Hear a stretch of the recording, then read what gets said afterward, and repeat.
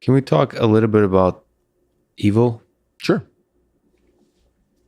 I haven't actually talked to you about this topic, and it's been sitting on my mind mostly because everybody at MIT is quiet about it, which is Jeffrey Epstein.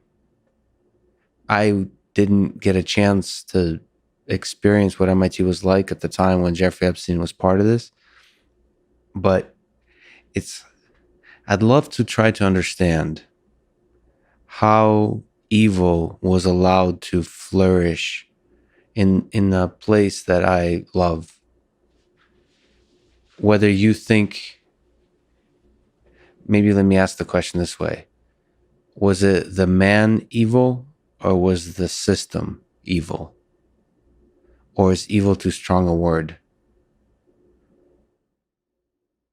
Because what I see is the presence of this particular human being in the eyes of many destroyed the reputations of many really strong scientists, and also weaken the ability, weaken the institution of MIT by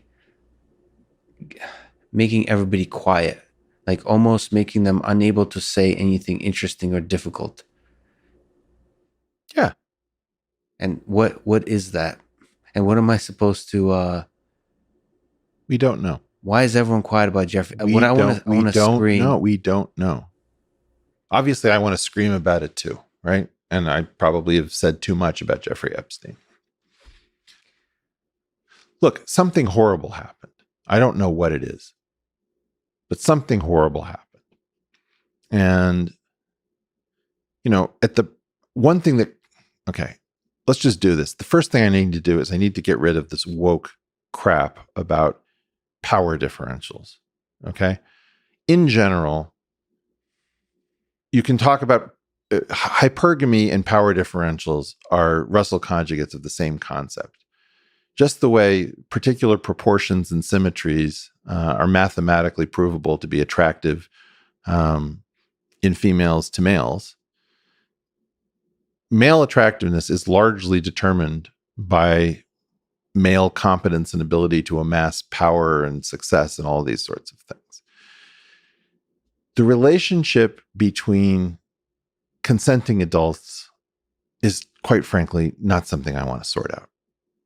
The relationship between the sexuality of adults and minors, and particularly, there's the 17, 18 issue.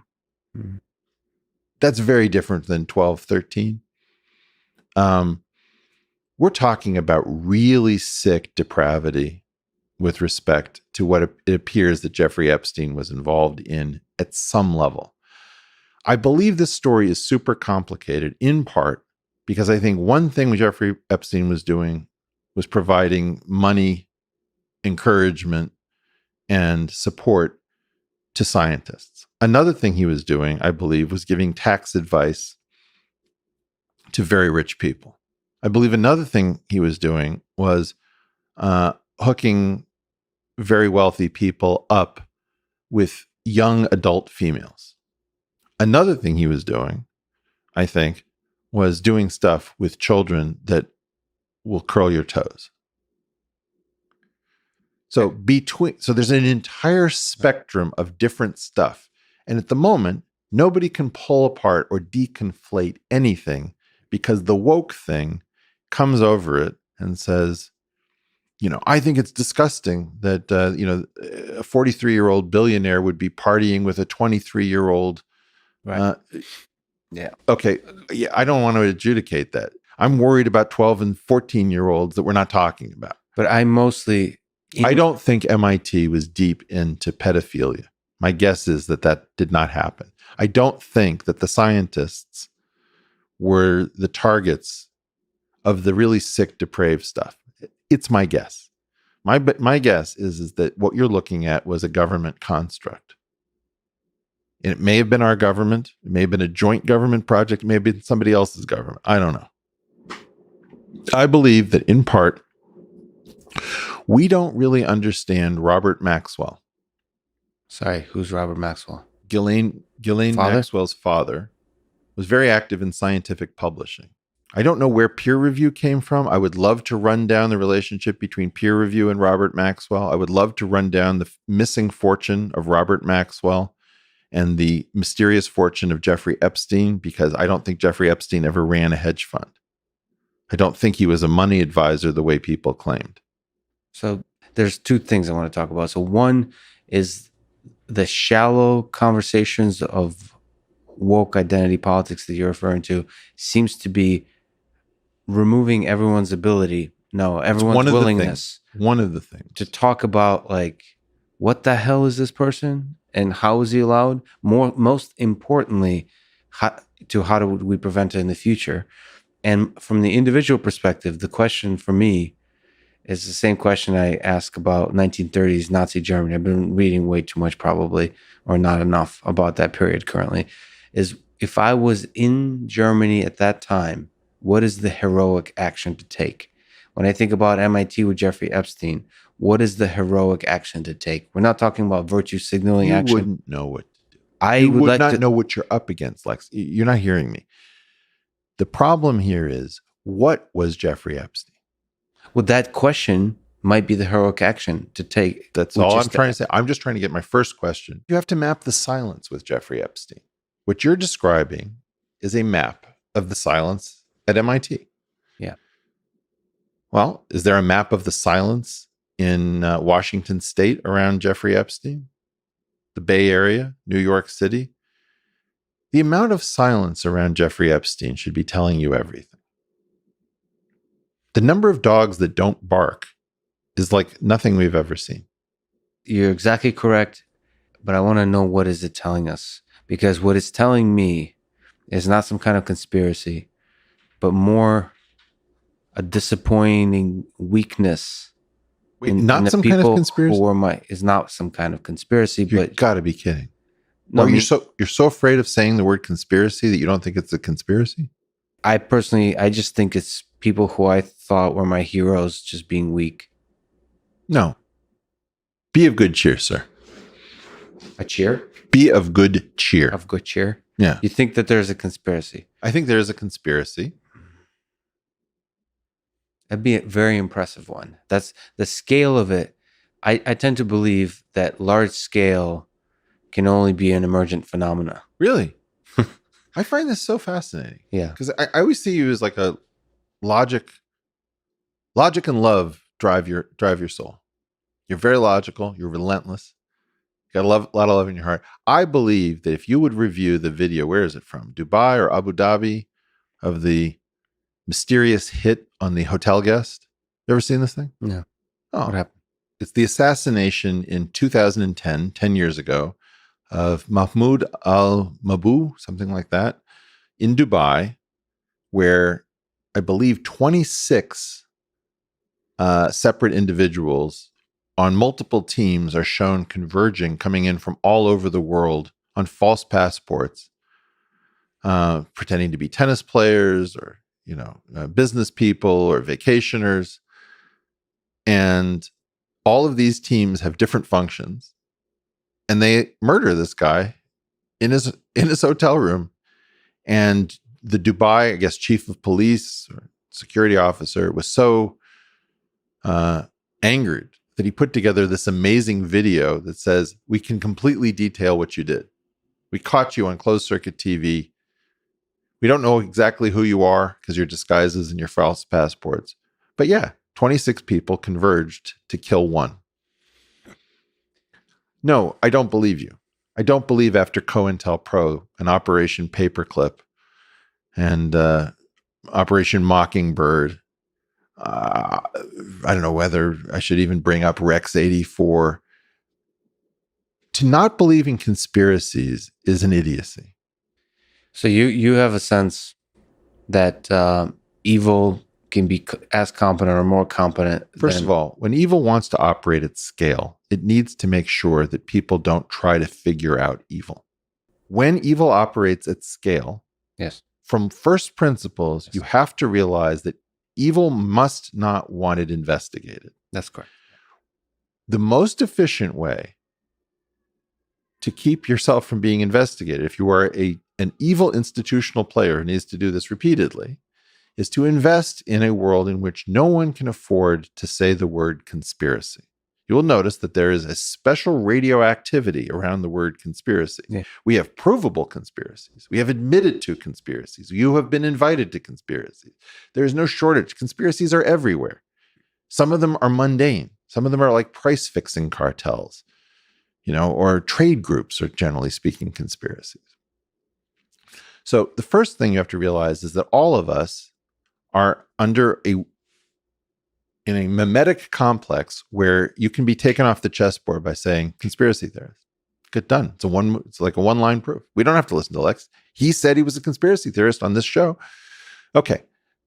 That is partially distorting our conversation. If you want to ask me about Jeffrey Epstein, you have to agree with me that that is a logical description of what you would have to have if you wanted to commit conspiracies, is that you have to make sure that people are dissuaded from investigating them. Yes. Okay.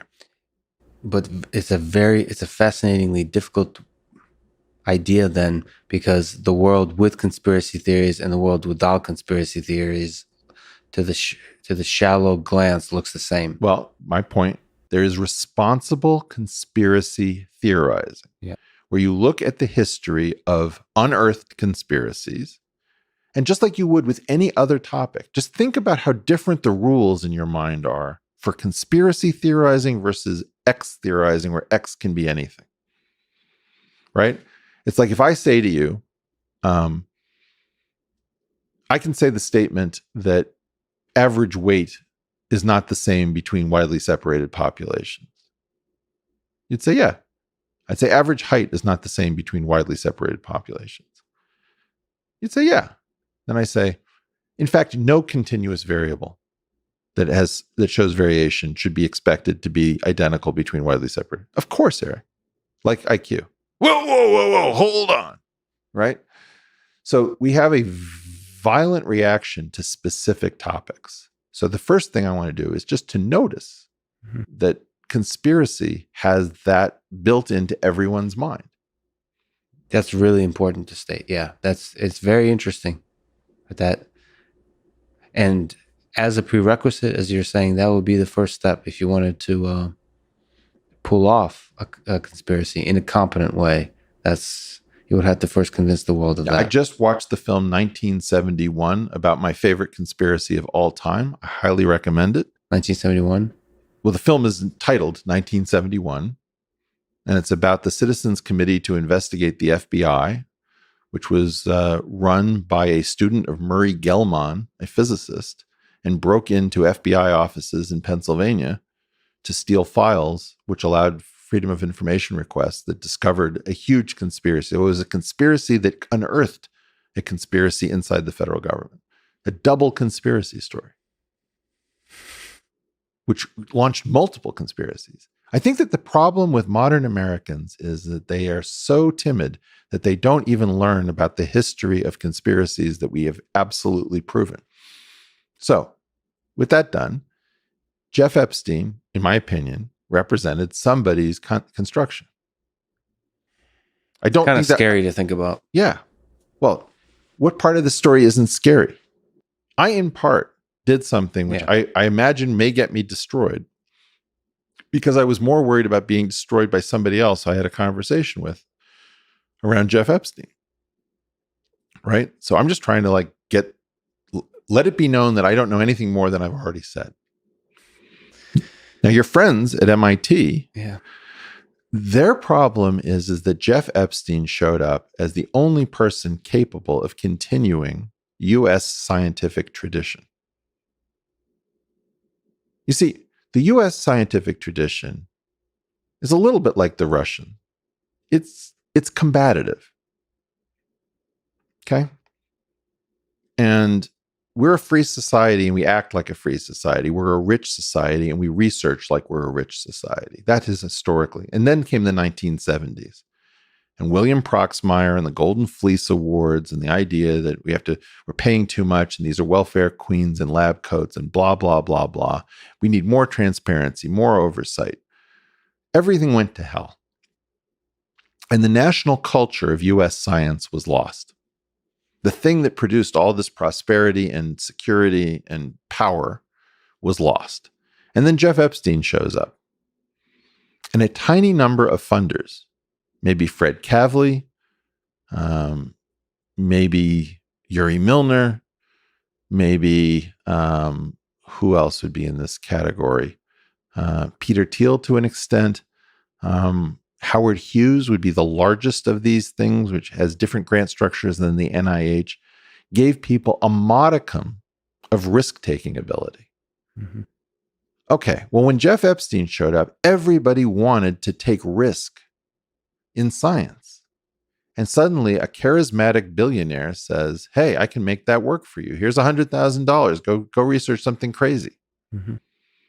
Well, that money was supposed to be provided by the federal government under the terms of the Endless Frontier Compact between the federal government and the universities.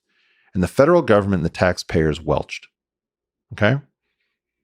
So that's one place to lay the blame for Jeffrey Epstein, is that the failure of the federal government to honor its commitment. Yeah. Right? So the universities became psychopathic. It's not like everybody doesn't remember what we're supposed to be doing to be moral. But the point was there wasn't enough money to be moral. So it was time to eye each other as a source of protein, as I like to say. And in that process, Jeffrey Epstein said, hey, come to my world. We can do it like we used to do. So in part, my point is that almost none of your colleagues at MIT have that kind of religious commitment to science that they're willing to go down with ship science. The Galileo Galilei thing became very important to science because occasionally you just have to say, look, this isn't about me and you. There isn't enough money in the world to buy the kind of legacy I want to leave to this planet. This is one of the great things about science. Potentially it's worth dying for. Yeah, I'm glad you said it. Science is one of the things at its best that's worth dying for. I mean, I'm not eager to martyr myself, but I've certainly risked my health, my fortune. I've destroyed myself economically over science, and my need to oppose these sons of bitches in chaired professorships who are destroying our system along with everyone else. Let me bring in Grandmaster Uwe into this. Uguay.